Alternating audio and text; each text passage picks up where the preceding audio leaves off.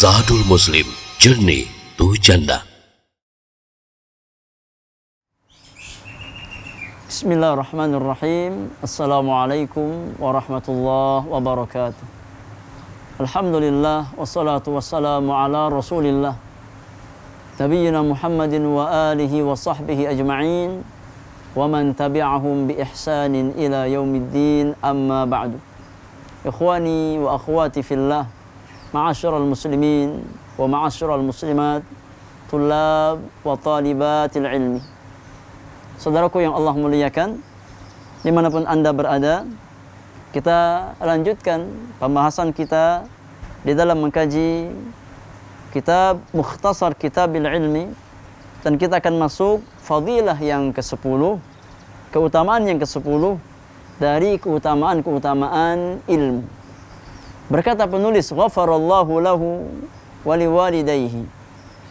Al-ashirah, fadilah yang ke-10, ma jaa fi hadithi Muawiyah radhiyallahu anhu, yaitu keutamaan yang datang di dalam hadis Muawiyah bin Abi Sufyan radhiyallahu anhu.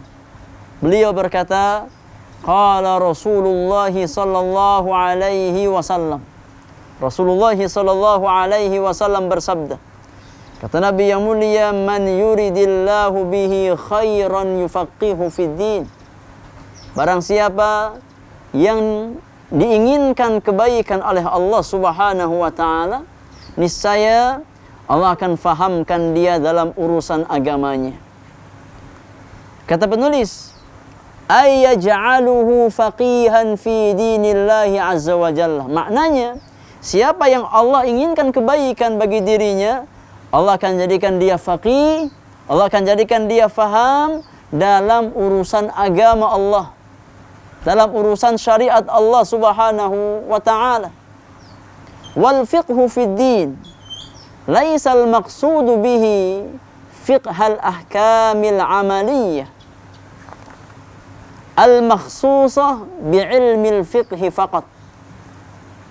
Dan yang dimaksudkan dengan pemahaman atau fikih dalam perkara agama, maka maksudnya bukan hanya sebatas ilmu fikih yang berkaitan dengan hukum-hukum amaliyah secara khusus.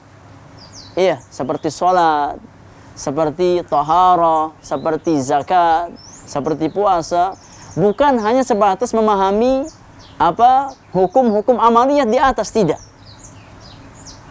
Walakinnal maqsuda bihi huwa ilmu tauhid wa usulid din wa ma yata'allaqu bi syari'atillahi azza wa jalla.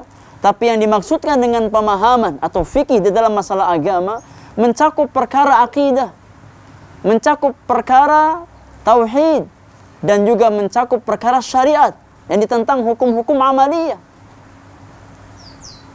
Maka yang dimaksudkan dengan fikih tentang agama Allah Subhanahu wa ta'ala mencakup agama secara keseluruhan, baik yang sifatnya akidah, keyakinan, yang sifatnya ibadah, atau sifatnya muamalah, atau akhlak dan adab-adab Islamiyah.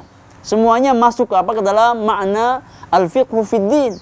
Maka tatkala kita belajar akidah, kita belajar tentang al-fiqhu fid din. Tatkala kita belajar ibadah, kita belajar tentang al-fiqhu fid din.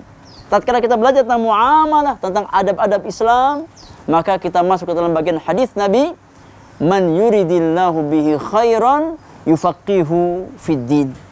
Kata penulis, ghafarallahu lahu wa liwalidayhi walau lam yakun min nususil kitabi was sunnati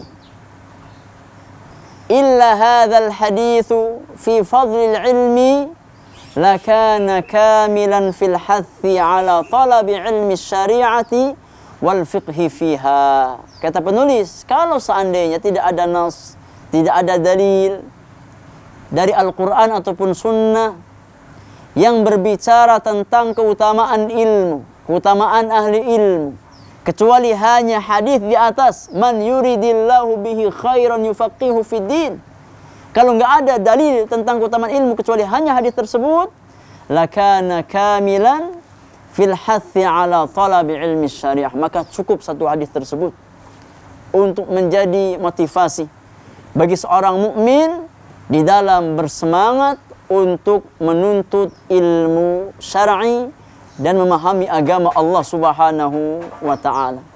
Al-Imam Ibnul Qayyim rahimahullahu taala berkata, kata Ibnul Qayyim, wa hadza yadullu ala anna man lam yufaqihu fi dinihi lam yurid bihi khairan kama anna man arada bihi khairan faqahahu fi dinihi. Kata Ibnul Qayyim, hadis di atas adalah dalil yang menunjukkan bahwasannya seseorang yang Allah jadikan dia faham dalam urusan agamanya, maka itu tandanya Allah inginkan kebaikan untuk si hamba tersebut. Pemahaman kebalikannya, bahwasannya tatkala Allah Subhanahu wa taala tidak menjadikan seorang hamba faham dalam urusan agama Allah, Allah jadikan hatinya lalai untuk mempelajari agama Allah.